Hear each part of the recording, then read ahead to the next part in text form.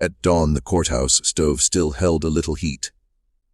The clerk who fed it through the night reached in with burnt fingers and pulled a charred bundle back from the throat of iron. He had told himself it was only scrap, receipts and notices, the usual shed skins of a county.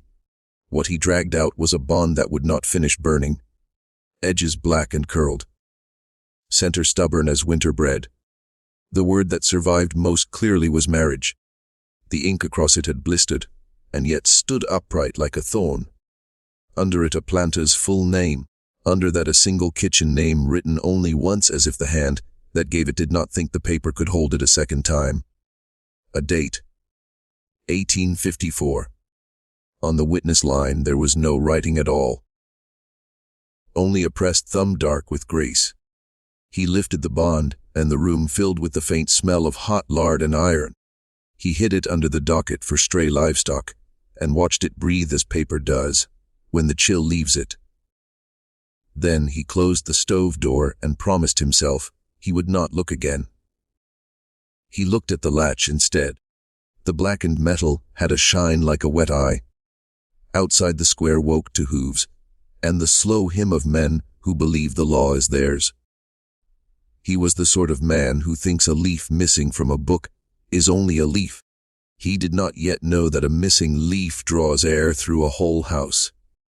In the big house, the family Bible wore leather cracked like a drought. Its ribbons were clean. Its headings were copperplate that knew how to behave under God. Births, marriages, deaths. On the page where a wife's name should stand, a leaf was gone. The tie cords showed where a hand had pulled until the binding moaned, and then tugged free. Pressed inside another part of the book was a camellia gone brown. You could still see the shape. You could not place the perfume. When you lifted the book and turned it in the light, the shadow of a name that had once been written there drifted and would not settle. The space looked the way a mouth looks when a tooth is missing, and the tongue touches that place again and again, knowing what should be there, and finding only the shock of absence.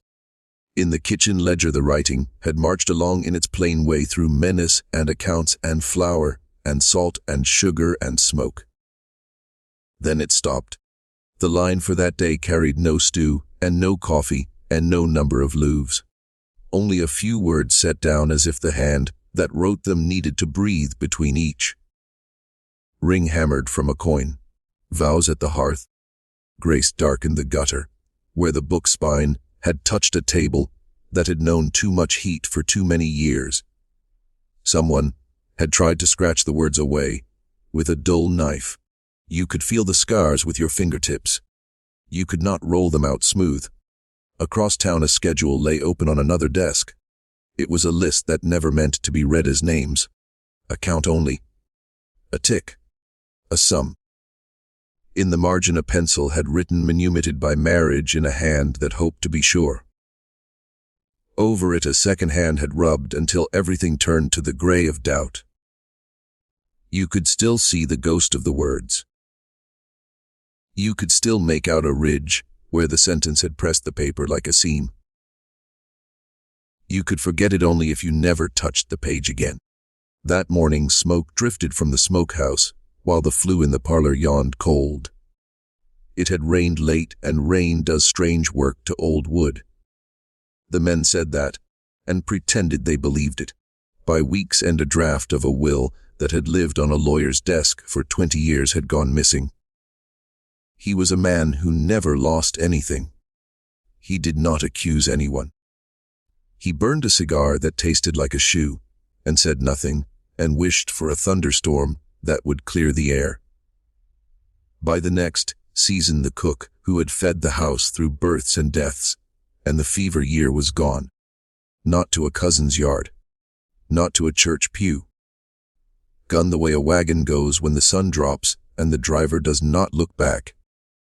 In the squares where people speak in lines they do not break, the owner's name began to travel with a lowered voice stitched to it.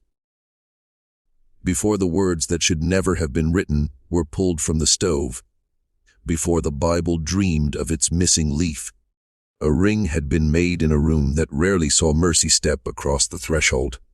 It began as a coin, softened against the stove, flattened on the corner of a block with a hammer that had once driven nails into chairs for the parlor, and now bent metal into a circle that had no mint and no king stamped upon it. The hammer marked the coin with small moons along the edge where blows caught and slipped. A nail struck through the center made a hole, and the hole was widened with the tapered end of a bone handle. It became big enough to pass over a finger dusted with flour. The coin still smelled faintly of hands that had touched it for food. It still knew what it had been. One witness put her thumb on the bond, because her hand did not know its letters, and because a thumb makes its own script. The pad caught a little stove ash. That ash read like the whole history of the house. Lard, iron, pine smoke, a drop of lamp oil that never quite leaves. The thumbprint lifted on the paper said more than the signatures that would have been refused. It said someone had been there whose name the law did not want. The clerk told himself a bond is nothing until stamped. That belief had carried him through nights, with both hands full of paper that wanted to be other paper. He had denied marriages he knew were only a veil thrown over a wound. He had accepted marriages he knew were commerce sewn into a frock coat. He could deny this one, and still the char would not lift. He wondered briefly what would happen if he did stamp it. His mind offered him the clean answer. Contempt. He went back to the stove and fed the bundle in pieces, and stood until water gathered at his eyes from the smoke, and not from anything else. In the big house, the mistress walked the gallery with the measured steps of a woman who has sorted linens for 40 years and knows how many threads a sheet can lose and still be called fine. She did not step into the kitchen yard. She stood at the top step and looked, and the yard looked back. A dog that had slept under the stoop his whole life had moved to the far side of the chicken yard. He would not cross a line as clear as string and as invisible. The overseer wrote in the little book he kept with his fat pencil that the house did not rest. He liked numbers. He liked the way a number said what it meant and stayed quiet after. He did not have one for this.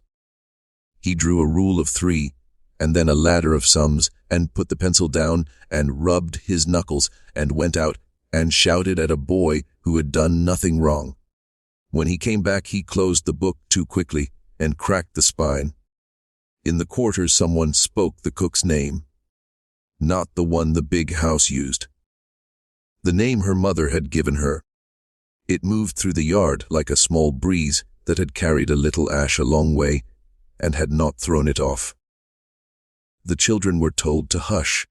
They pulled at each other and went behind the smokehouse and pressed their backs against wood that still held a night of heat and listened for the sound a house makes when it discovers it is no longer the house it believed itself to be. The ring that had been a coin cooled on a table, that had been washed 1,000 times with a rag that had never been clean. The woman who had put it away had hands that remembered the count of eggs and the count of loaves and the count of how many people a stew must feed when someone had arrived who should not stay. She had already rewrapped the ring in a strip of cheesecloth that had once been a cuff. She had already pushed it into a place in the cupboard, where the wall had a hollow large enough for a ring and a spoon and a curl of hair tied with blue thread. Someone had read a psalm. Not in the parlor voice. Not in the voice a pastor brings to a stranger's deathbed, where he must sound like God, even if God does not wish to enter the room. The voice for a kitchen psalm is careful and quiet and knows exactly how far it must travel, so that no one at the bottom of the back steps hears too much. The line about mercy endures was the one that broke. Not the words, the sound of them, as if mercy itself had turned its head and been surprised. Stay with me. Subscribe if you dare to uncover more forgotten tragedies. They meant to burn this leaf. They meant to smooth this ledger. They meant to pull this thread without anyone hearing the cloth rip. We will hold the page they could not finish and read what remained when fire stopped doing their work. In the parlor, the portrait of the first man to plant cotton here had begun to tilt by a degree. No one had touched it.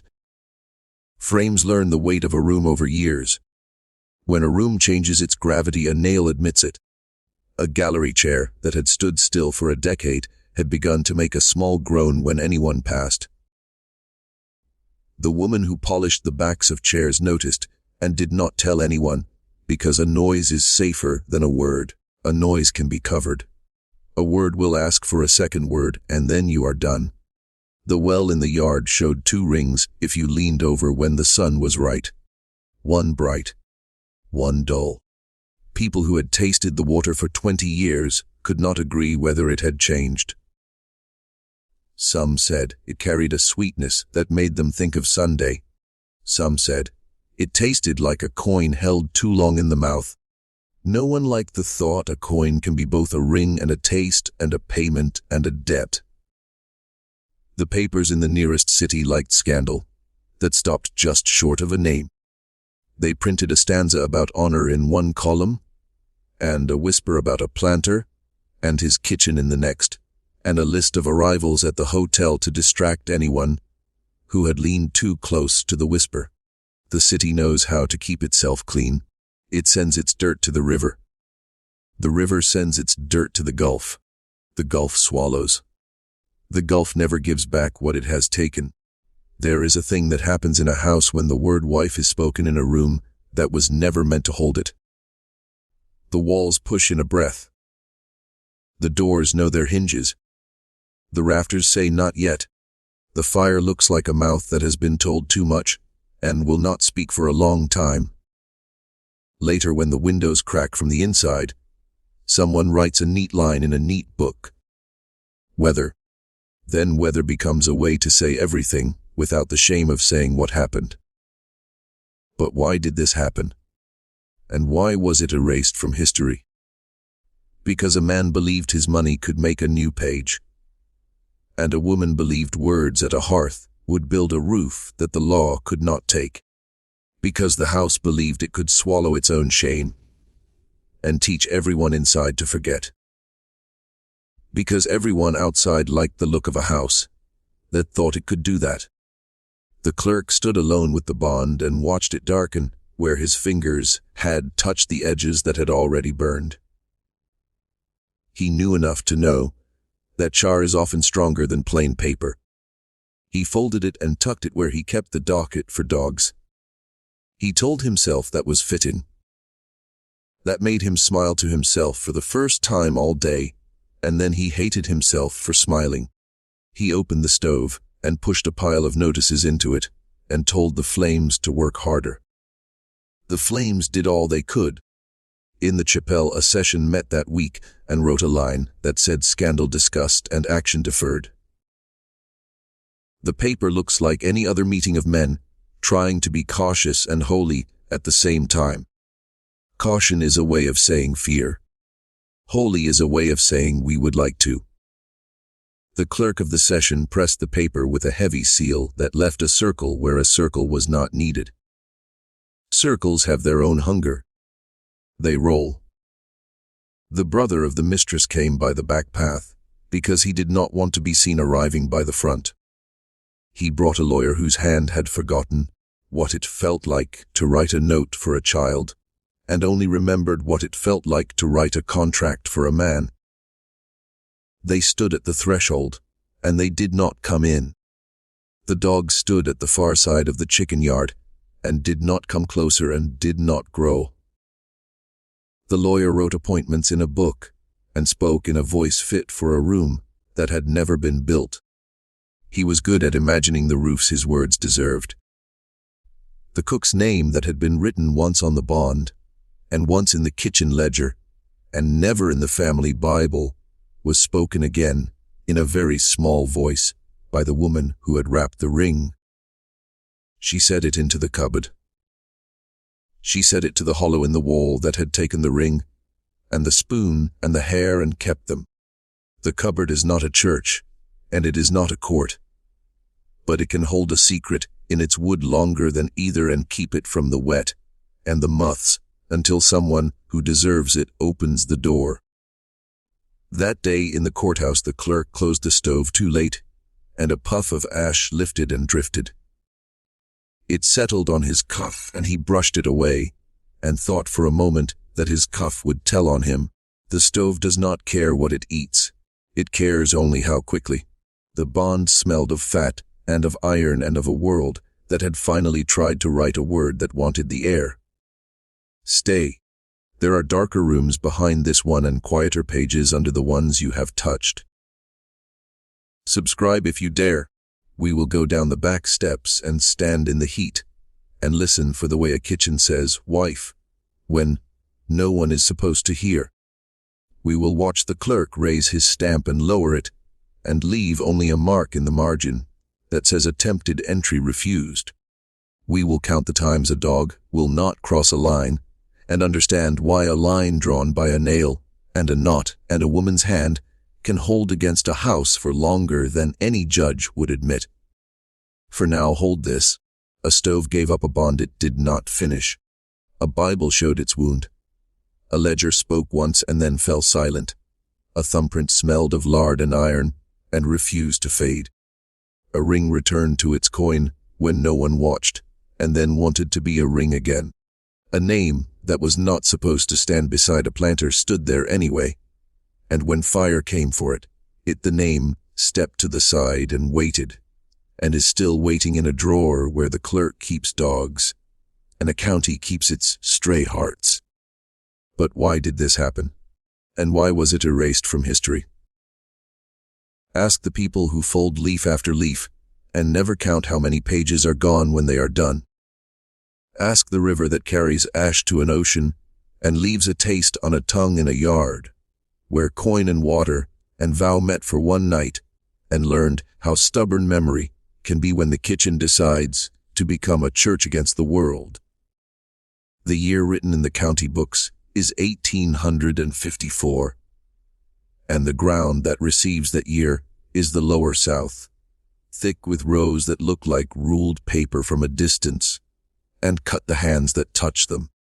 Cotton drills the horizon in its obedience. Rice fields breathe fever out of their own wet ribs. Cane brakes do a slow music that carries mosquitoes like incense. The big houses sit a measure above this chorus and pretend their height is virtue. Life that counts is said to be inside the galleries, where mahogany remembers ships and silver remembers mines. Life that happens is in the kitchen yard. A court square holds its monthly theater and repeats its lines without learning anything new. Men lean on rails as if rails learn to stay upright from them. A clerk reads bonds for marriage with a voice that does not blush and reads bills of sale with the same voice and the same ink and the same neat hand, as if the paper itself had forgotten which record was supposed to carry a blessing. On a shelf behind him, a copy of Blackstone waits in leather that has swallowed the fingerprints of every man who thought a book could be a mirror for his face. Marriage, the book says somewhere in its careful breath, is a civil contract that pulls two into a single legal creature. A page farther on the slave code, copied into a county digest by the same hand, refuses contract to those who labor without wage and calls their bodies property that can neither give consent nor keep it. The law speaks in both mouths at once and expects no one to notice the echo. Papers keep pace with the seasons like planters keep pace with rain. Debow's review praises order in sentences that step as clean as a drill line and calls hierarchy a kind of weather the wise learn to enjoy. The Charleston Mercury sniffs at northern agitation while printing ruin and wedding under the same mast. The New Orleans Picayune likes the taste of scandal if the tongue can keep the name behind the teeth. A sermon printed in a Savannah pamphlet insists that God smiles when each breeds within kind and weaves Ruth into a fence that reaches only partway across the road. None of these sheets carry a kitchen name except as inventory. They do not need to. Everything that matters to them happens in parlors. Everything that keeps those parlors from going hungry happens under the smoke that leans from the back door. Older rules ride under newer boasts, like a creek under a bridge that was built too narrow for the flood to come. Virginia wrote its forbidden lines in the last century and never stopped believing them. Acts from 1691 and 1705 planted the words that say, blood must not fold into blood across certain degrees, and that white must not bind to black in any degree at all. South Carolina hardened custom into discipline, with minutes that smell like tallow and patience, and say that a session may rebuke or cut off when a rumor grows teeth. Louisiana carried the code noir into kitchens, without asking those kitchens to read French. Its ink dried in another century, and yet its shadow still sits in doorways, where nobody passes without feeling taller or smaller than the body they carry. A respectable Sunday in this year wears its shine like a coin that has not yet left the bank. A chapel in whitewash, hymn numbers set straight on a board that has been rubbed with oil until it looks like rain. The planter reading scripture after supper, one hand on the table, that was made in a northern city and shipped at great cost, the other hand resting on a napkin folded into a lily. The mistress sending a basket to a cabin where a baby's fever has not broken and choosing a girl to carry it so that her own shoes do not travel that path after dusk. The cook whose hand turns hunger into strength, who knows what day to save fat without asking, whose name appears nowhere except where a quartermaster nearly wrote it and then remembered himself. The older Anglican ways linger in grammar, even as the people who used them went under different roofs. Bands sometimes still read for those whose families like a public drum and a public nod. Bonds almost always now. Printed blanks that ask for coin and signature, and the word no impediment to be allowed to harden and satisfy the desk. The clerk knows the places in those forms where ink must dry and where it must be rubbed away if the room demands forgetting. When a scandal begins to scent the air, sessions convene in rooms with wooden chairs and crook paintings, the elders looking at the floorboards as if the boards could tell them what to do. They say they will pray. They say they will defer. They make a mark in a minute book that says nothing, then says it solemnly. Under this frame, a marriage between master and cook cannot be in any sentence the town will write. The law forbids it with the confidence of a man who has never been refused. The church forbids it while looking at the planter's pew, as if afraid the wood might splinter. The paper forbids it by refusing to name, and then forgetting it ever refused. Yet kitchens keep their own time and their own words, and a ring made at a stove answers to a different calendar. The plantations tell themselves stories that let them sleep. Paternal love, they call it, when a master allows a child to be born light under his roof, and not sent away before a voice begins. Protection, they call it, when a woman is not put on a cart in a month, when prices run high. These words must be said in parlors. They die if carried too far into yards. They're the words that preserve breath or other words. Keep quiet, the old say to the young. Tie a nail across the door if a shoe print points the wrong way. Do not let the dog drink the first bucket from the well on a day when thunder feels too low. If you must turn a coin into a circle, do not let anyone see you cool it. A planter carries Blackstone in his breast and a catechism in his mouth, and believes the two will sit well at the same table. He reads that marriage makes a wife's legal body into his own, and he likes the thought that a person can be absorbed if only the right words are spoken. He does not read far enough into the digest to reach the place where the same theory becomes a whip when applied to those who cannot contract at all. He rides to the court as if the square were his second parlor, and expects the stamp to fall like a glass bell over his will. A clerk may slide the paper back and say that ink without right cannot be persuaded. The planter will take the refusal into his throat and swallow it and taste iron all afternoon and tell himself that it is only the spoon he put there by accident when he thought of soup.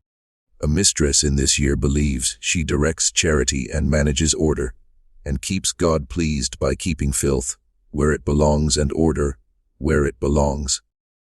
If the kitchen carries smoke that sweeps the gallery, she speaks to the overseer and not to the cook.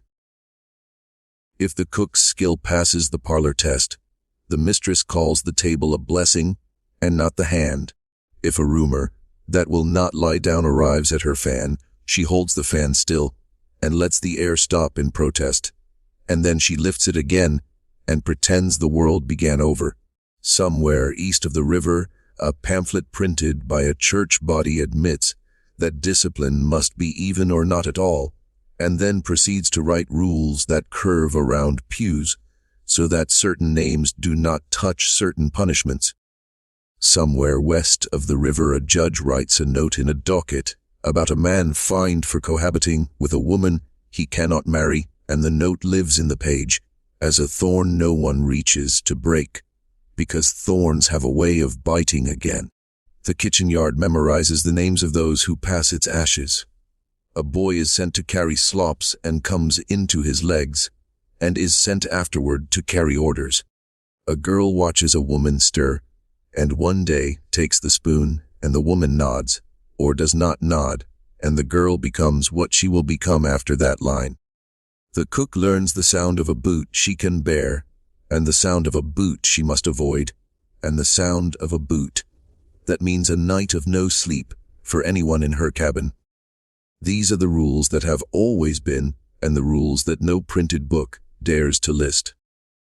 In 1854, a new sound inserts itself into this yard, the quiet breath that follows a vow spoken where vows are not allowed. It is the sound of disbelief learning it is alive. A planter's library does not hold the code noir, but his house does in the way it chooses who eats where. The code that said, once that a child follows the condition of the mother lives, still in every cradle that is taken without a name written beside it. The code that once put punishment into a machine for men to turn lives, still in every corner, where a whip hangs behind a coat that was not put there to hide it.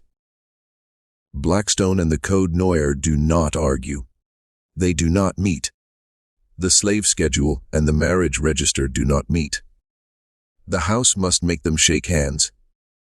It does so by pretending the kitchen is not a room. There is a ledger kept by a man who likes to say he loves order, and he does indeed love it, when order confirms that he is the measure by which each thing will be called in its place. In spring he writes down bales and barrels with pride. In summer he writes sickness in a hand that wants to appear calm. In fall he writes marriages with honor, when they are in the quarter, where same binds to same, and he writes births the way he writes livestock, in numbers and not in names. In winter he writes deaths and chooses which ones will travel to the parlor book to of words, put on them with capital letters, and which ones will receive only a count in pencil and a date that may smudge. On a shelf in a courthouse room where dust lays a skin on everything that sits too long, the acts of assembly stand beside a book of sermons chosen for use in itinerancy. A man takes one down to find the years, when fines changed for certain behaviors and fines. Instead, a small note a clerk left to himself years ago. It says simply, the kitchen is not a church. The note has no date and no signature, and yet it is the truest document in the room. Outside the printed law, customs shape themselves the way ivy shapes itself around brick. Slow and certain, and always pretending to be decoration. A bond is brought to a clerk when two free people seek to marry, and the clerk nods if their colors match the column for which he has ink. He does not nod if the names do not match his rule. In a different house a man says husband to a body he can sell, and no one stamps anything, and a child is born carrying a face that must learn two kinds of looking at once. A ring beaten thin from a coin is not recognized by a judge, yet the finger that carries it feels every day as if law itself had left a mark. The newspapers carry their own record of the year's breath. In January, a planter's daughter is said to have married a cotton factor in a ceremony that makes entirely too much of lace. In March, a notice appears that persons of known status should avoid scandalous rumor regarding a household west of the river. In April, an editorial explains that honor remains safe as long as each knows where to stand.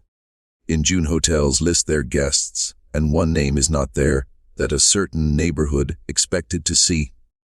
In August, there is heat like breath, and the paper uses weather as a narcotic. In October, a report of a kitchen fire carries 4 lines written by a copyist who will never be given credit and who has kept 3 other stories out of print that month and has no idea which one would have helped the most. The church tells its own version with a voice that never grows tired of believing itself. A session minute in a script that will outlast everyone who put their heads together writes that scandal must be addressed, writes that inquiry must be private for the sake of the weak, writes that charity must be extended to the penitent, then writes that penitent cannot apply where covenant never took place. Between these lines lives a woman with a ring that cannot be spoken of in a room where men sit while hands fall asleep on the table after too much thinking. Between these lines lives a man who set his own words at a hearth and then learned that words spoken in that room do not buy anything at the stair where law keeps house. The counties in this year remember the older Anglican form when it suits and the newer American form when it pleases. Bans are read in villages that prefer their gossip formal. Bonds are filed most everywhere else, and the bond demands one promise only, that no lawful impediment exists. Lawful in that sentence is a wall built without windows. People inside learn to breathe sideways. The aunties in the quarters keep their own record with needle and string. A coin ring is tied inside a hem no one in a parlor will ever inspect. A strip of red cloth is knotted and tucked above a door that a mistress will cut one afternoon and find her hand trembling afterward for reasons she will call silly, and then sit still for a long time before she remembers how to request tea. Blue bottles ride the hedge because an older woman believes light holds malice if you shape it right, and a younger woman laughs and then tells the child at her knee not to kick the bottles even with bare feet. The world in this year pretends its rules can hold a man together, gives him Blackstone to cover his conscience and code to ratify his disdain, gives him a session to pronounce the noises of forgiveness, gives him a paper to wrap his action. The world in this year pretends its rules can keep a woman from speaking a word, and it cannot. This is the tension the county lives under, the stretch between a book that wants to turn every vow into a stamp, and a stove where metal can be bent without permission. No one who lives by the river thinks the river cares about their letters. It carries logs and ash and stories in the same current. Men argue doctrine standing on a landing while barrels knock one another like animals that do not know they have been turned into goods. A boy who empties spittoons in the courthouse hears talk of an owner who took coin to a kitchen, and of a clerk who warmed both hands at the same stove, and of a will that went missing like a mouse no cat could find, and of a cook's name written once in a ledger, and of a thumbprint dark with grease on a bond that should not breathe. In 1854, the Lower South pretends it has become what it dreamed of being and forgets how old its habits are. It sends its sons to study laws that think they are new and brings them back to houses that have never changed their mouths. It kneels in churches that have painted over the knots in their pews a dozen times and call the wood smooth only because hands have learned where to hold. It publishes defenses of honor that never mention the door between the kitchen and the hall, because if they wrote the word door, they would have to write the word threshold, and the threshold is where troubles happen. In that threshold a man stands with a paper folded in his coat and knows he will be told no and goes anyway. In that threshold a woman stands with a ring cooling in a cloth and knows what it means to feel a circle push back against the world and goes anyway. The context for this act is not bravery alone or foolishness alone.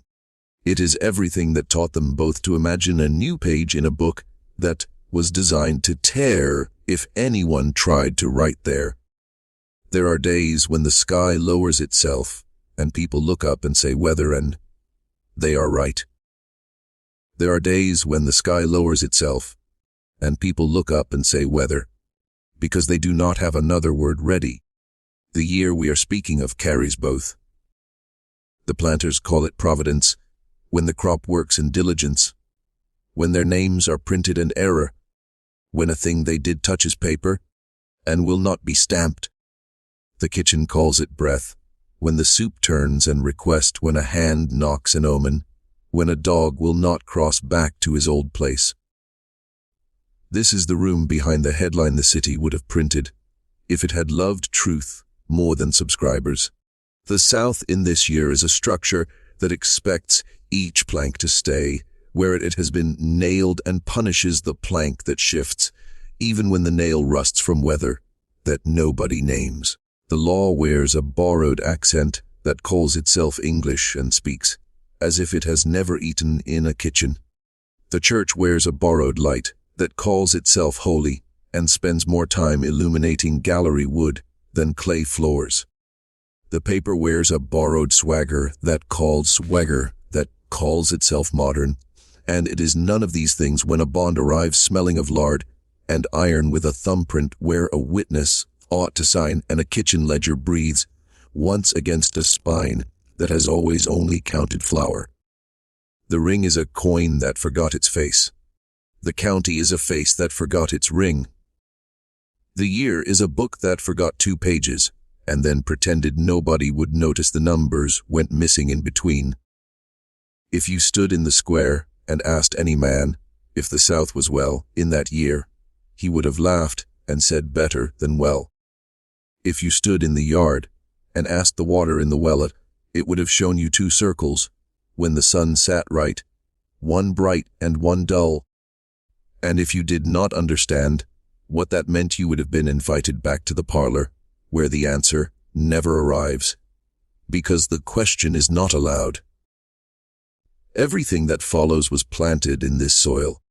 The refusal was planted here, and the attempt and the quiet afterward, and the way a house learns to hear its own steps. The stove remembers more than the court. The ledger remembers more than the paper. The dog remembers more than the judge. The year pretends to forget. The kitchen cannot.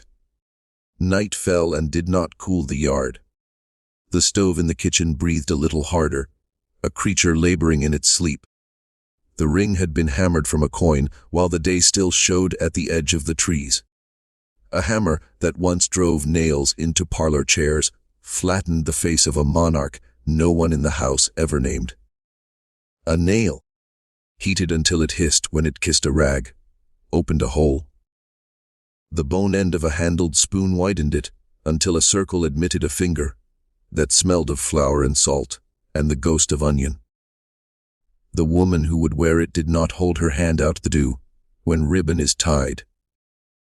She set her palm on the table so the wood could learn her new weight. A psalm breathed in that room with the voice used when a child burns and you are not ready to ask loudly. The verse about mercy that endures met the verse about fear that chases. 2 voices. Then one. Then quiet. The door to the yard stayed shut. The door to the hall stayed shut. The windows held their latches. A moth tapped the pane, and then forgot, and tapped again, as if it would use its small body to write the word wife against glass. The ring cooled. The cook closed her fist, and the ring warmed again, as if it wished to be blood. Some said there was a man at the threshold that night. A preacher by the river road, with a voice that did not carry as far as a rooster, but carried enough for the walls. He took coin and blessing in the same hand. He did not step on the kitchen flag. He stood on the stoop and read in a tone that would not agree to parlor syllables. He left by the way he came. He did not stop at the well. He did not look back to see if the dog followed. But not everyone agreed on what really happened.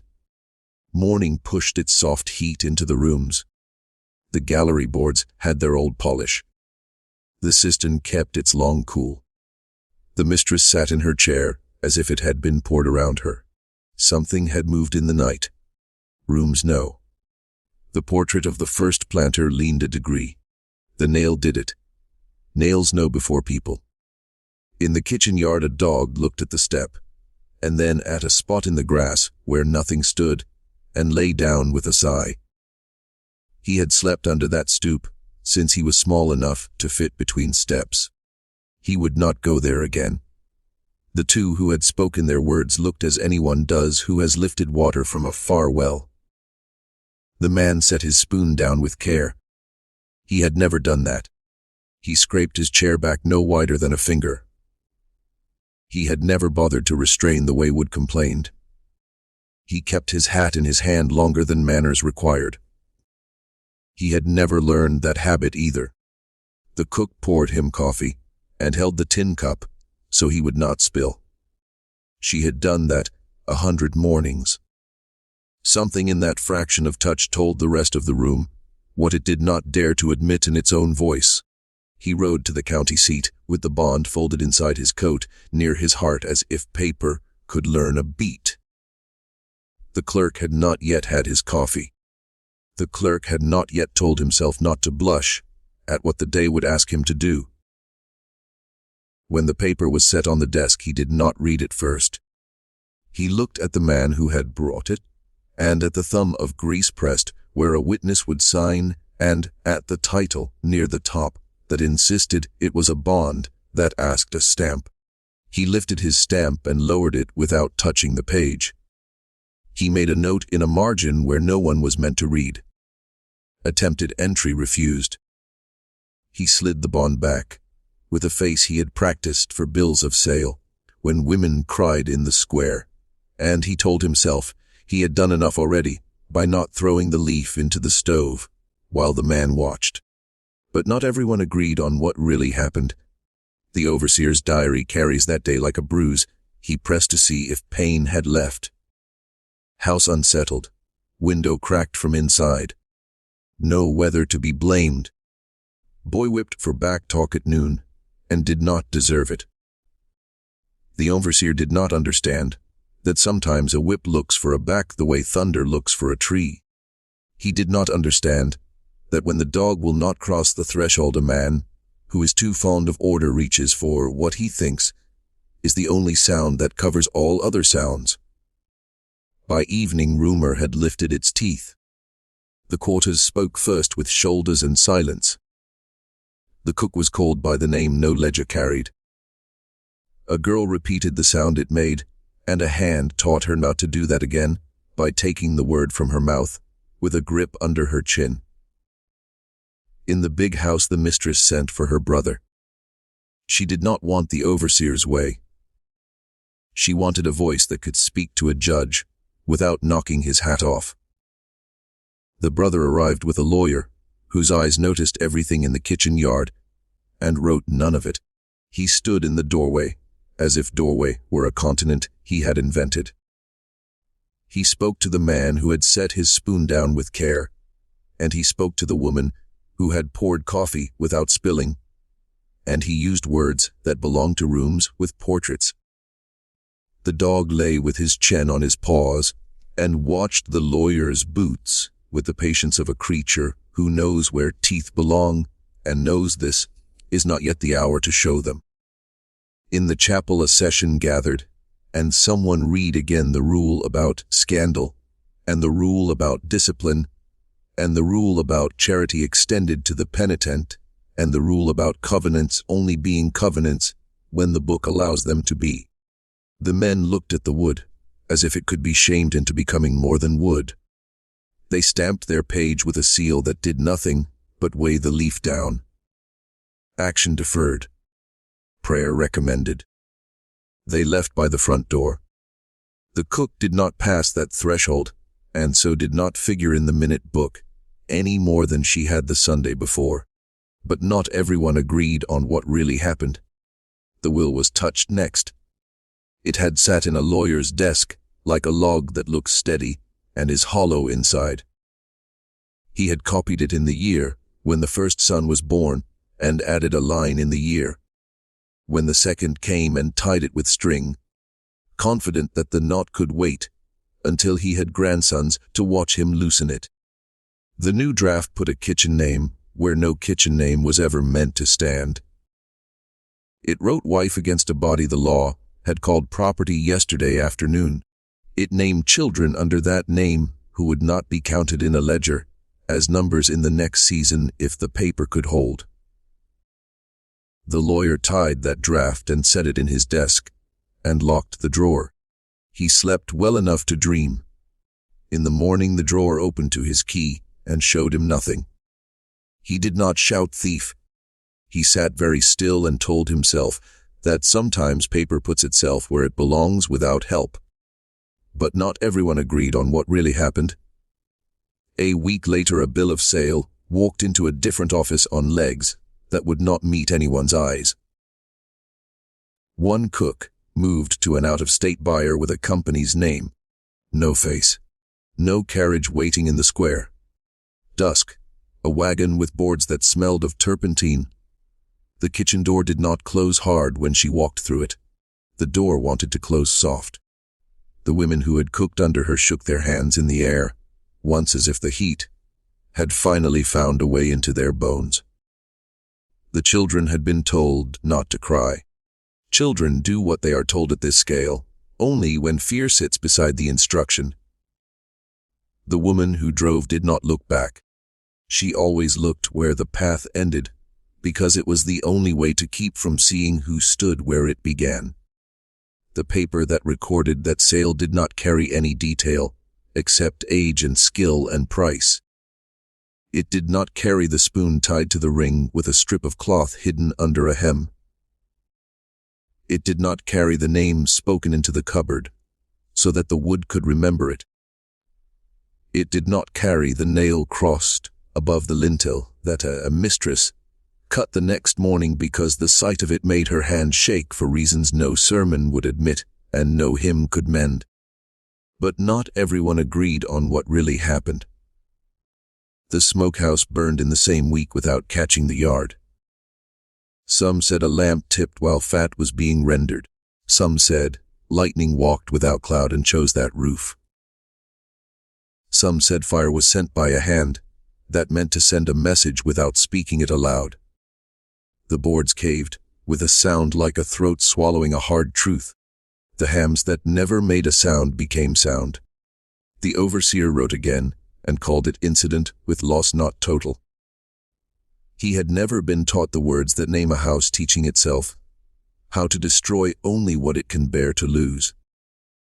But not everyone agreed on what really happened. Sunday after, the chapel spat its people into a yard, and a small crowd leaned toward the kitchen as if the gallery were a theater and the yard a pit. The brother lifted a hand. A gun showed, and then lowered.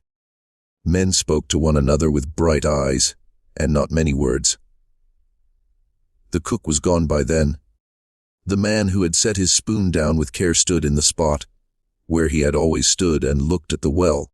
The well showed 2 rings. He saw. He did not put that sight into any book. A letter was posted from New Orleans in a hand that had never written small. It did not arrive. Another letter was not posted. It stayed in a pocket and turned sweat into something that smelled like iron long after the shirt had cooled. But not everyone agreed on what really happened.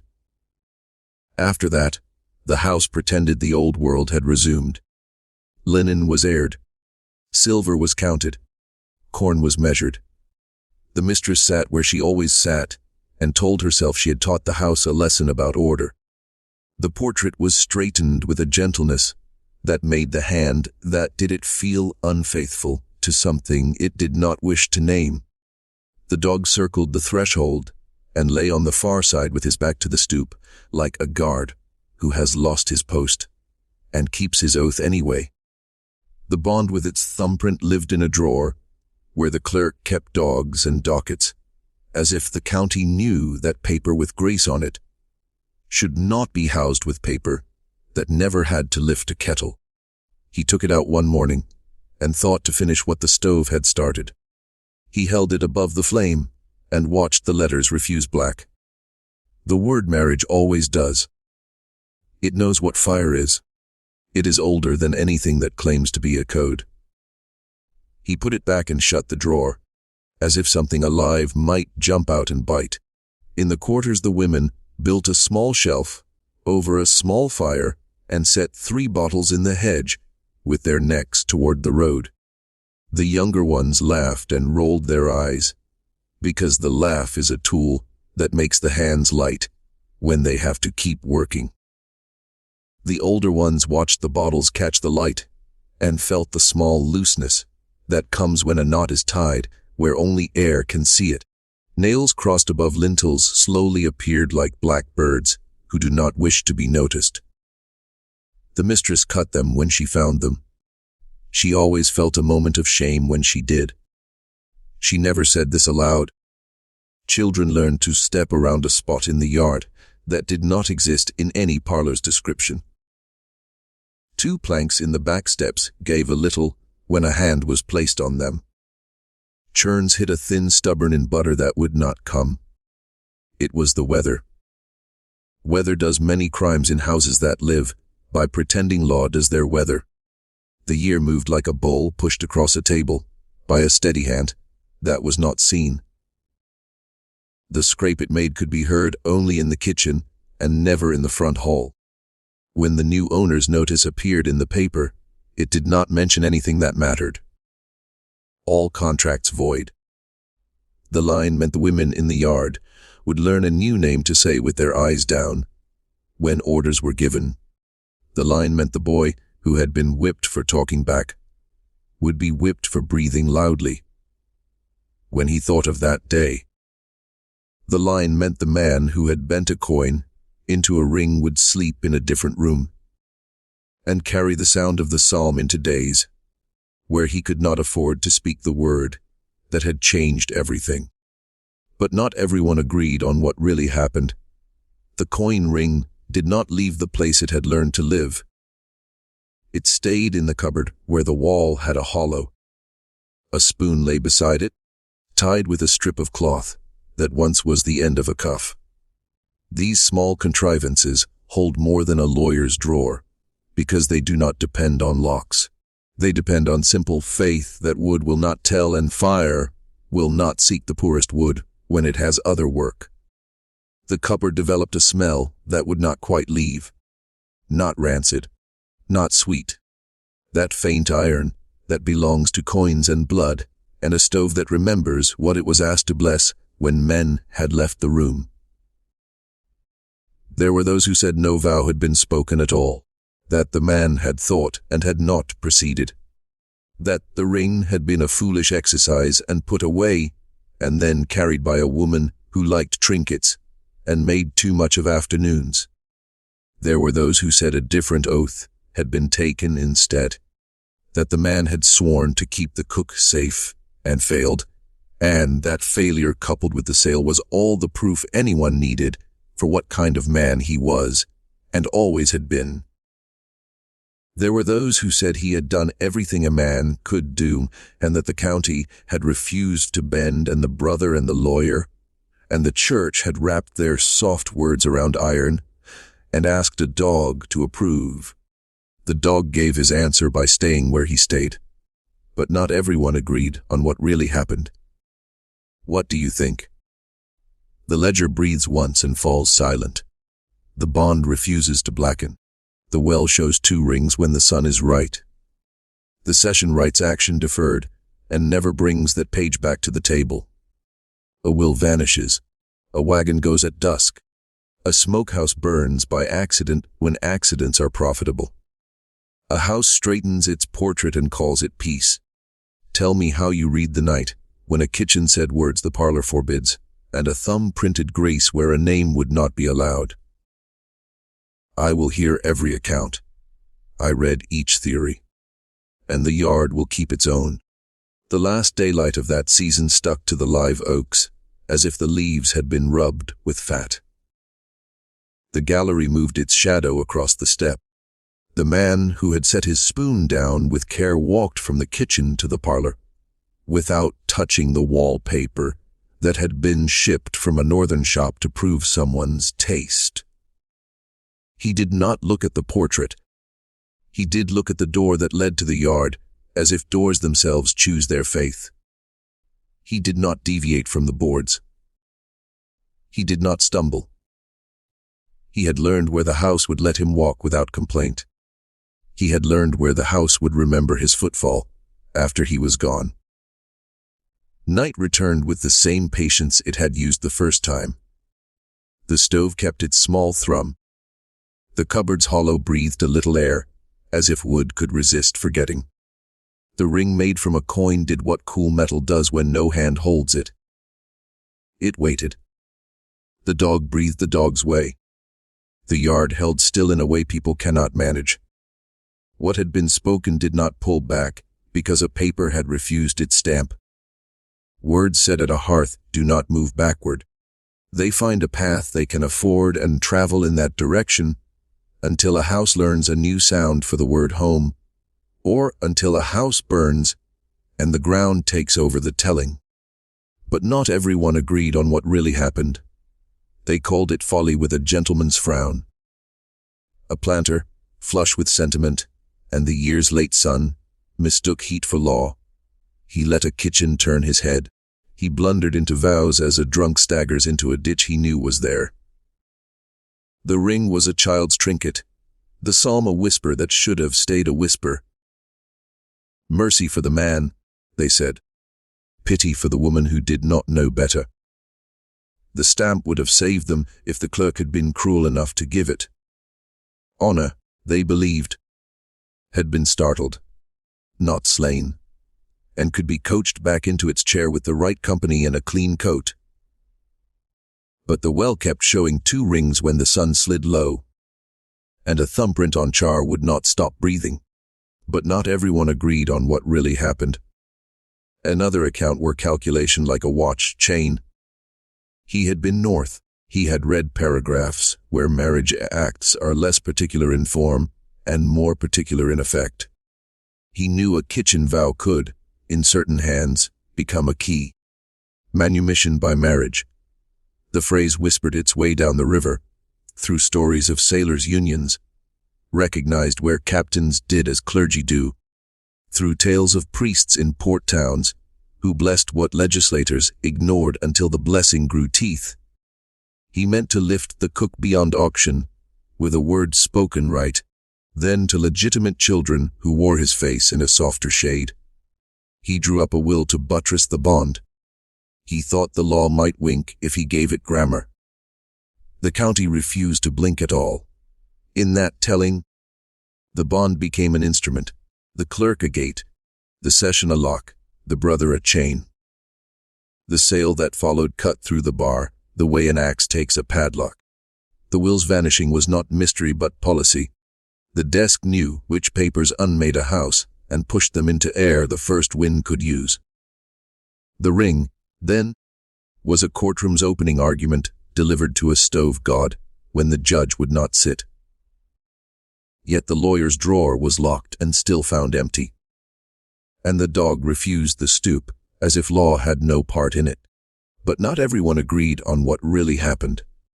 A darker mouth said power wore romance as a veil. He had entered that kitchen 100 nights and taken without liturgy. When the house tired of naming theft as custom, when the cook's kin began to close their faces around her, when whispers moved like a broom in the yard, he covered appetite with sacrament. A coin made into a ring is a prettier muzzle than any leather. A psalm over what was already his is a softer chain. The wool soothed his sleep. The bond soothed his pride. Look how tender I am. Then daylight arrived with mortgages and brothers and lawyers, and the word property tightened its grip again. The cook went out the gate, because money does not accept apologies. It accepts payment. That theory ended in the same smokehouse fire, the same wagon at dusk, the same clerk with ash on his sleeve. It added only this, that the vows' gold leaf came off in the rain. But the cupboard still smelled faintly of iron, and a coin circle does not soften once it has learned a finger's shape. But not everyone agreed on what really happened. There were those who read the house itself for answers, and found protections set and protections cut. Blue bottles, necks tipped toward the road. Flashed in hedge, shadow a few days before the vow. Nails crossed above the lintel, where the mistress would never fail to see them. A red string knotted over the cupboard, hidden at first and then bolder. Designed to catch a certain look and a certain hand. The mistress snipped the string and felt her fingers tremble, as if the air had tugged back. After the vow, the smoke beneath the sill behaved like breath. The dog would not cross. And when the ring rested in the hollow behind the cupboard's thin board, the space took on the faint iron that lives in blood, and in coins, and in stoves, asked to do sacred work. This reading said the kitchen had consecrated itself in a language older than the town could write, and that the parlor's answer sale, notice, erasure, was a counter charm that failed to undo what the floor had learned. Yet strings can be cut, and blue bottles break if thrown.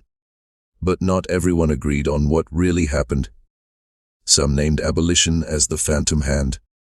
A preacher moved along the river with folded papers and a calendar of counties that might stamp yes.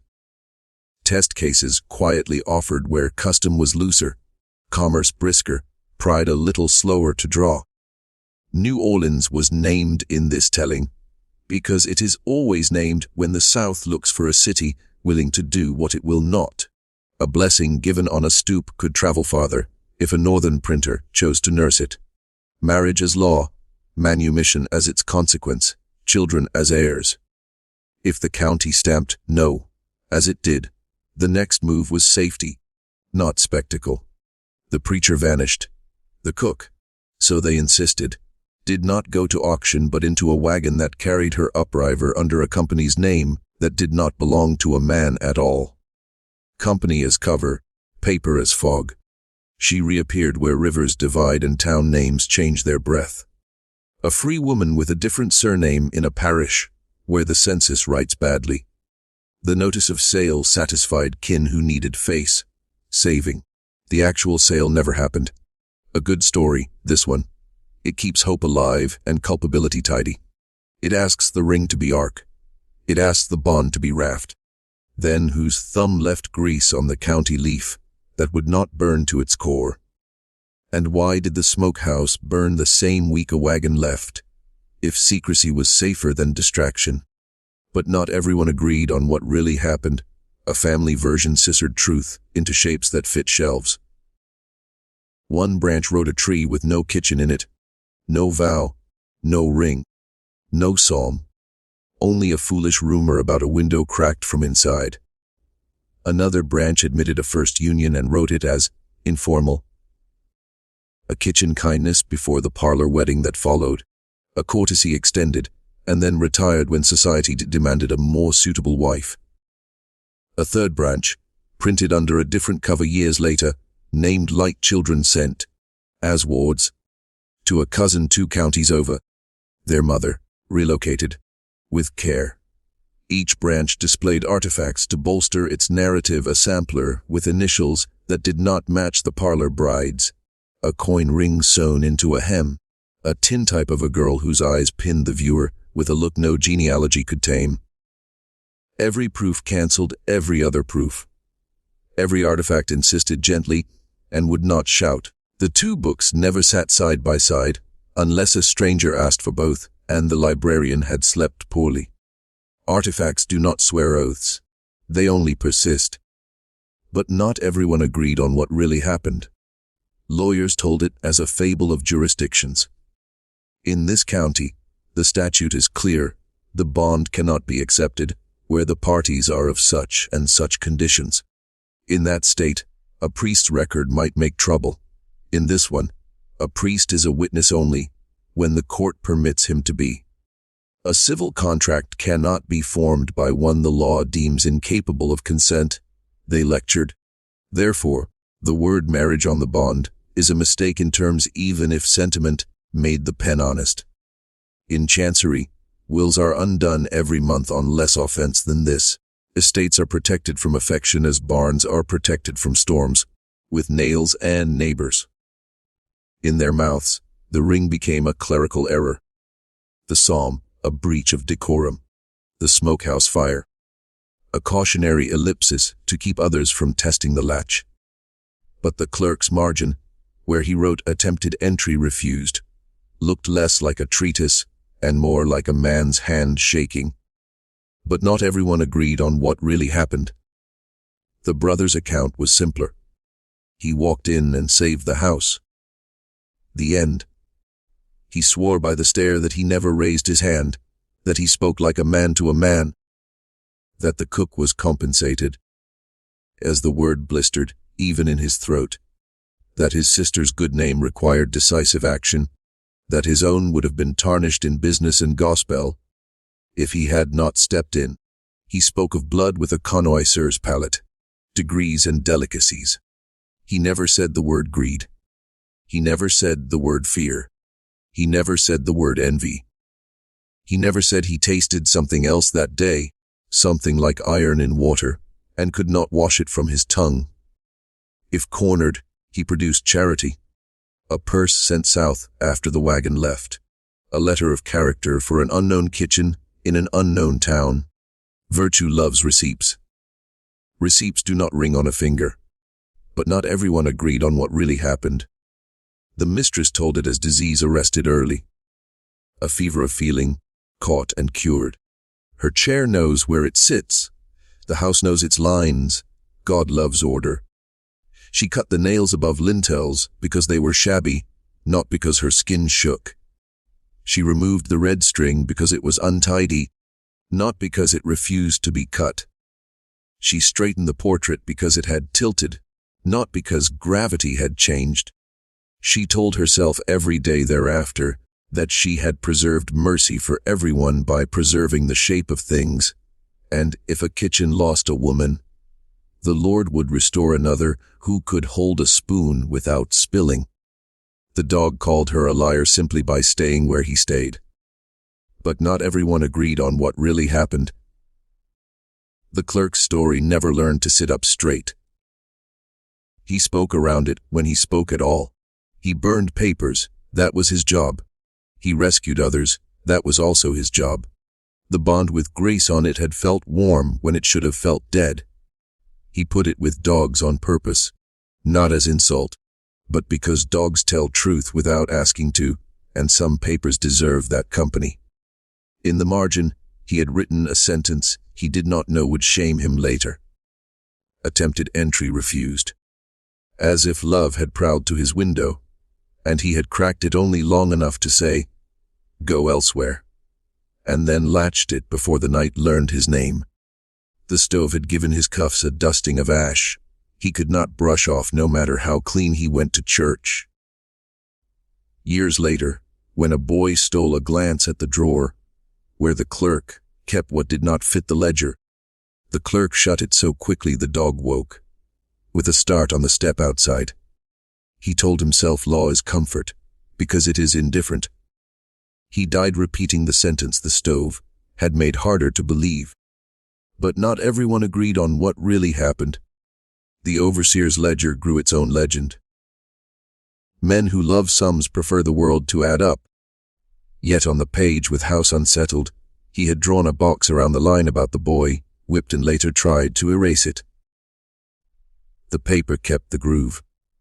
He wrote window cracked from inside, and later wrote weather, and the two words lay atop one another like strangers forced to share a bed.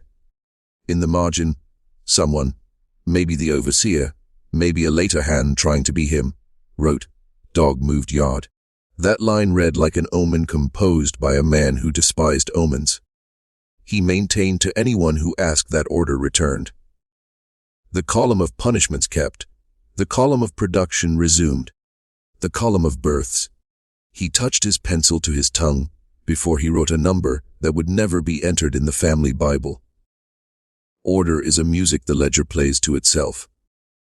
Houses hear other tunes, but not everyone agreed on what really happened. And down in the quarters, women told it without asking permission from syllables the parlor approved. "He said, 'Wife,' said one, and I answered amen in my mouth and not aloud. Another said, 'We gave her the ring and the spoon and a bit of cloth and hid them where wood keeps secrets better than paper.' A third said, 'We set bottles, we set nails, we washed the door with salt and left the mop where the mistress would see it, and none of it mattered until it mattered all at once.' A fourth said, 'It saved her,' meaning not the sale, not the vow, but the stubborn fact that she did not die under that roof where the floor had learned her weight.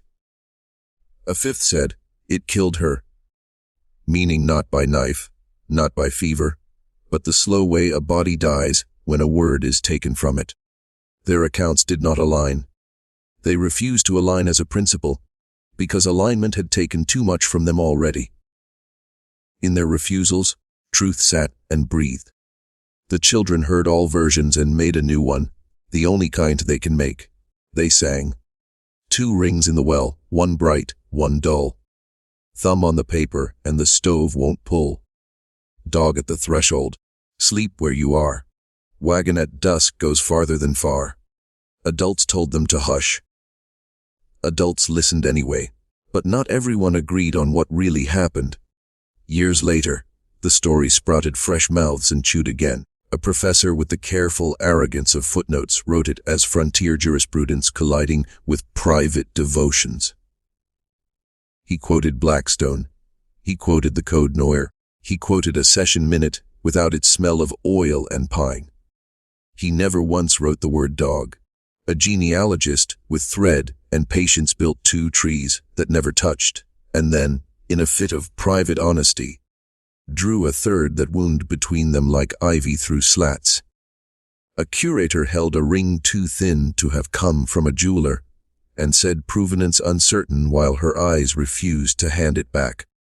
A man with a microphone asked descendants to speak on camera. The polished branch refused. The branch printed under a different cover spoke too quickly, and said too much, and then begged to have certain lines cut. The film ended with a shot of the kitchen chimney standing alone, and a voiceover that sounded sincere. The ground objected to all of it by staying what it was. The kitchen does not admit being described by rooms it cannot see. But not everyone agreed on what really happened. In another version, the letter from New Orleans did arrive, only years too late. Forwarded through hands that could not read it. It used a kitchen name, as if it were a sacrament, and a northern surname, as if it were armor. It spoke of a boy learning his figures, and a girl who would not say Sunday without laughing, because she did not trust a day that asks you to be still. It enclosed a coin, 2 holes drilled through it at right angles, as if it had been sewn into a coat, unsewn, then repurposed as if it might once have been a ring, and then had to choose usefulness over memory. That letter lived 3 winters under a board's edge and turned the wood dark where it rested. No one living could produce it when asked. They remembered touching it, or being told not to. The object most often displayed in its place was silence. Silence is the only artifact that does not crack in transit. But not everyone agreed on what really happened. A preacher, older now, and not the riverman of rumor, told it as a parable against presumption. He did not name the house. He did not name the sin. He named mercy as something that should not be forced to serve our arrangements. He described a kitchen vow as a step too far, and a parlor's rage as a step too late. And then he apologized to nobody in particular for having enjoyed the rhythm of the alliteration. A woman at the back of his little church stood when he finished and sang the psalm about mercy endures in a key the hymn book did not offer. The congregation fidgeted. The dog outside sighed. The preacher went home and wrote in his ledger that he had done his duty and left the hymn unsung a second time. The woman at the back went home and tied 2 nails over her door, and nobody cut them down. Theories multiply to avoid kneeling, and kneeling multiplies when theory misfires. But not everyone agreed on what really happened. The house tells its own theory by what it keeps noisy and what it keeps still. The gallery boards learned to be silent again, out of obedience or fear. The portrait hung straight.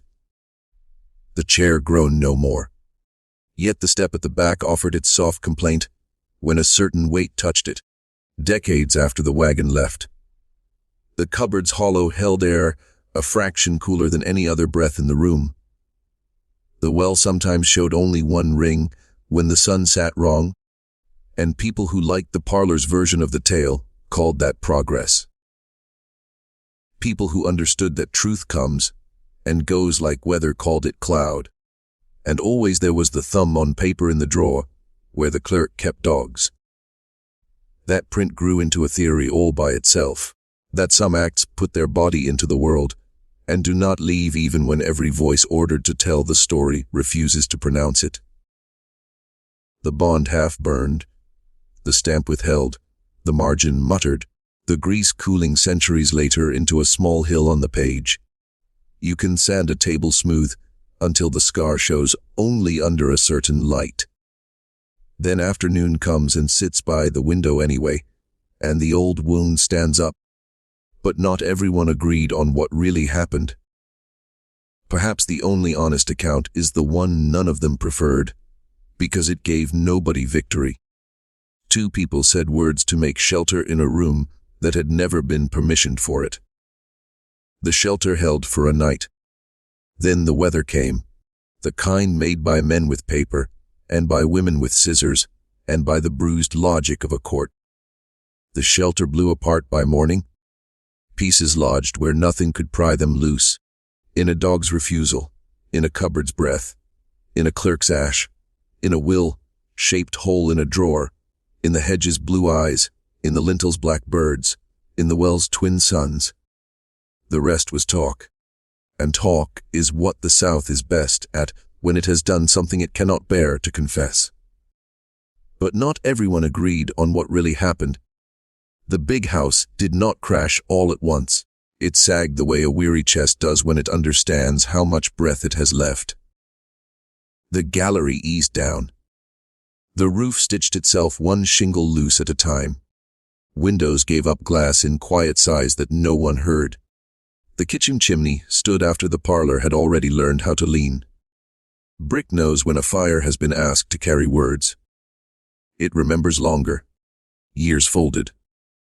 Names on deeds changed while mouth names stayed. The plantation called itself by one owner on paper and another in talk. It is always that way when a story tries to hide inside a house. The ledgers for that year were moved. 1 leaf went missing. A clerk told himself mice. A clerk told himself ash.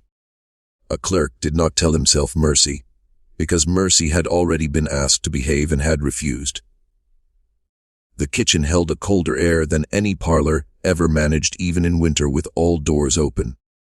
Visitors said it, without knowing why they whispered. They lifted their hands above the old hearth and felt nothing like heat and everything like iron. If the sun sat right, you could lean over the well and see 2 rings at the bottom, 1 bright, 1 dull. People argued about which was which. No one won. Light decides, and light loves to change its mind. Grass grew and did not grow where a circle of tread had once taught the yard its shape. A ring stayed bare, even in wet summers. Daisies walked to the edge each year and stopped like obedient children who trust a voice they cannot hear. Men who knew only survey lines, and not the other kind of line, drew their new maps and left that circle blank, because a blank on paper is cheap. The blank in ground cost more. In a church chest beneath minutes that smell of oil and patient hands lies a slip written as if it never wanted to be read. Session on scandal. Names omitted. Action deferred. It has traveled beneath the wrong meeting notes for 100 and more years, as if hiding is a job paper can do. The wax on its corner has softened into its own shape.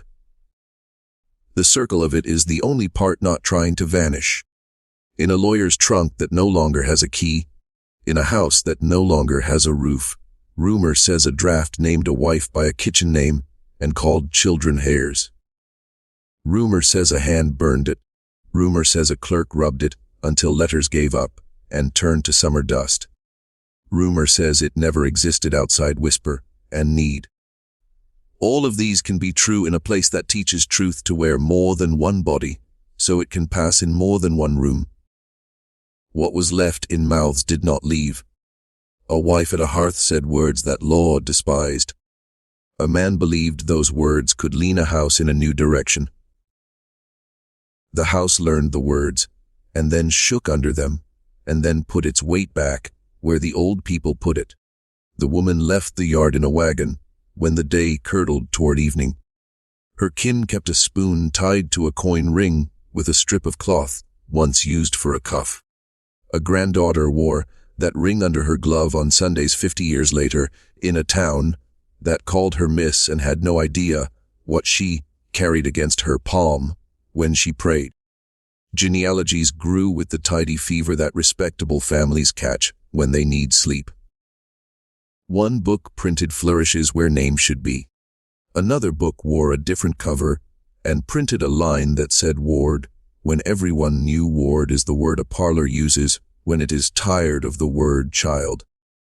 The two books did not sit together on shelves. Students who wished to learn did not always know which desk to ask at.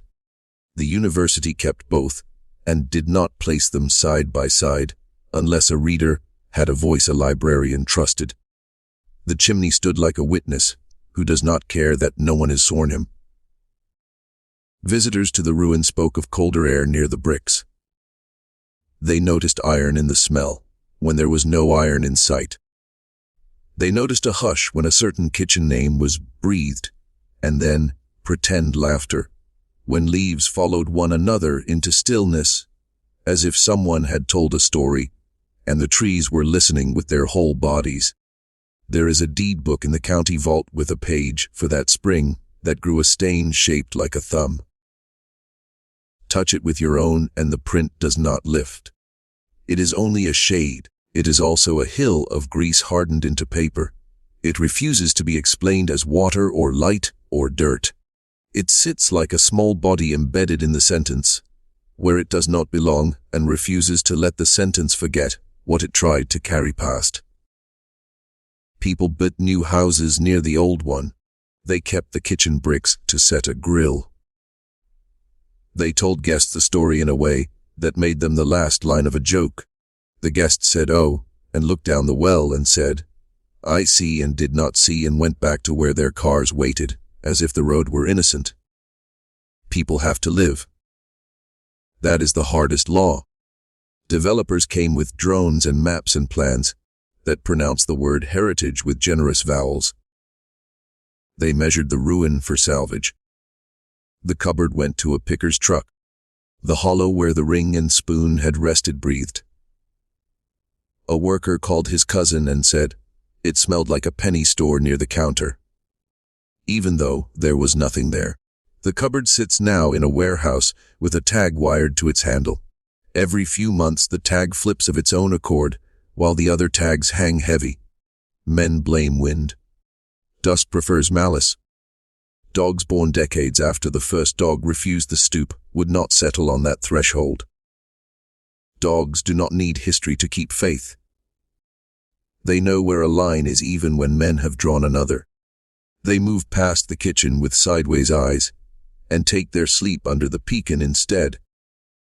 in the quarters that no longer exist except in memories printed on the inside of skulls.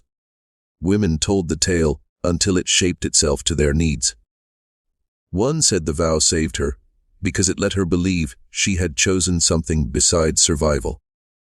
Another said the vow killed her because it taught her to lift her eyes, and the cart took the look the rest of her days. A third said the bottle hedge worked more than the words did. A fourth said the ring worked more than the bottles did. A fifth said the cupboard worked most of all. A sixth said none of that matters, because what matters is the thumb on the paper, and the boy who became a man who never learned to walk back up those steps without feeling the house watch him go. A professor filmed the place. He spoke the dates into a microphone and kept his voice level in that careful way that makes even cruelty sound reasonable. The edit held too many shots of the chimney, not enough of the yard where grass refused. The cut went out into a world that eats stories the way fire eats paper. It fed for a week. It left behind a taste. The taste was iron. A genealogist came with thread and a needle, and a patience that has ruined more sleep than war. She traced 2 trees that never touched, and then, in a notebook she never submitted for publication, drew a third line that ran between them like a root looking for water. In the margin she wrote only simple words. She wrote ring. She wrote spoon. She wrote dog. She drew a small circle near the well in her sketch and shaded it until her pencil wore down. Someone wrote fiction and called it justice. The book had a scene where the woman returned later with a name from another river and stood in the yard and spoke the word she had not been permitted to keep, and the house bent its head and gave back sound. Readers cried in their cars during lunch and told their friends. The house did not hear. Houses do not read. They listen. The book left a good bruise that helped some people sleep. It left salt in the mouth of others that made them wake in the night thirsty. School children came on a bus.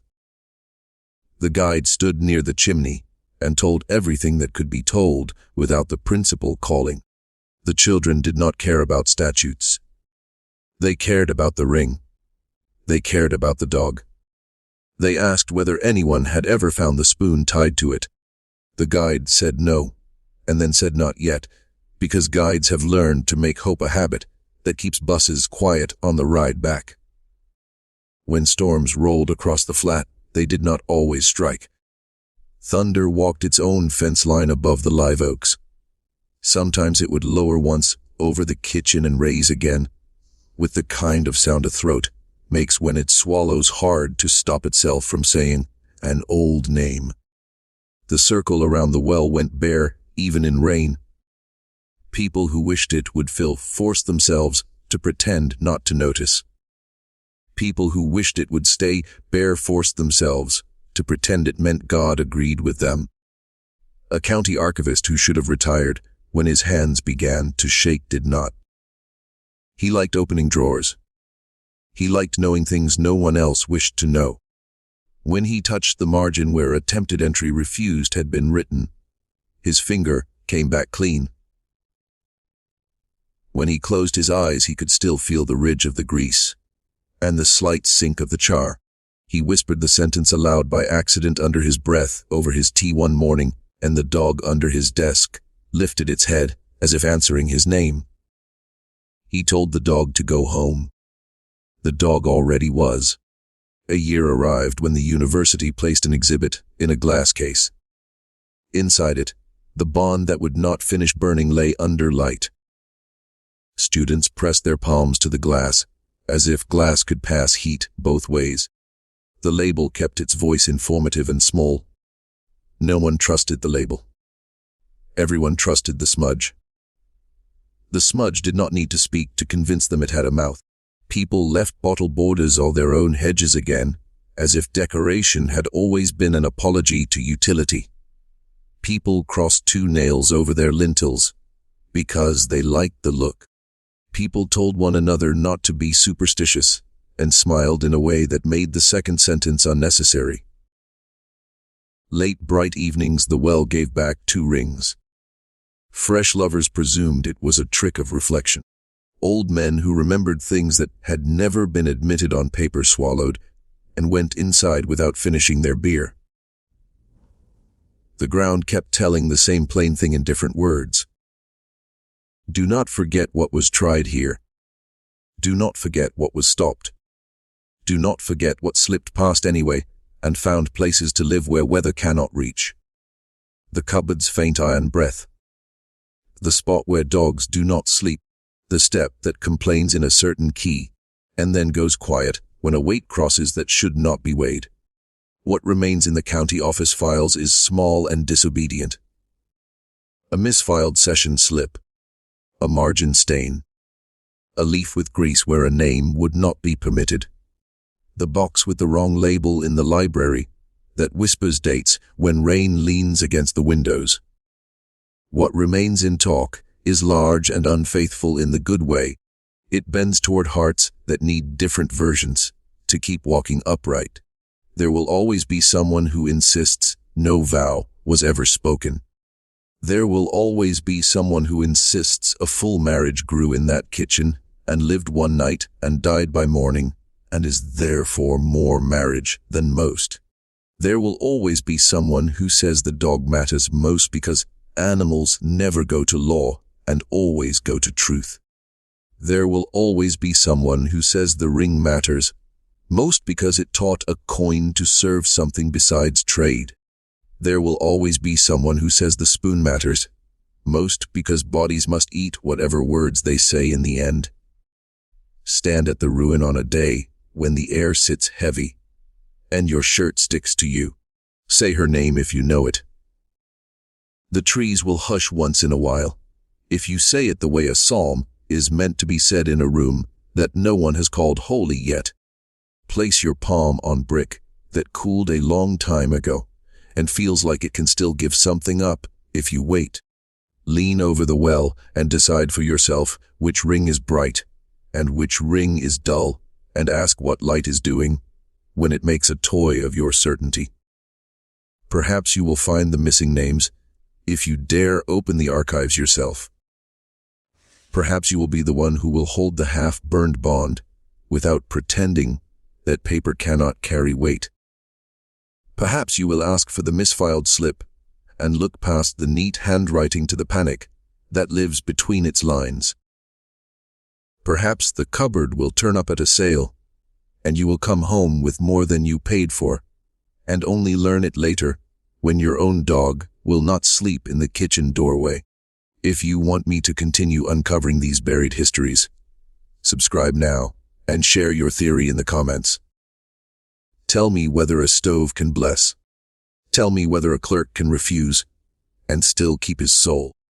Tell me whether a ring hammered from a coin counts as a marriage more than a stamp ever did. Tell me whether the well shows you 1 ring or 2. The house does not care which answer you choose. The ground hears both, and it keeps its own count.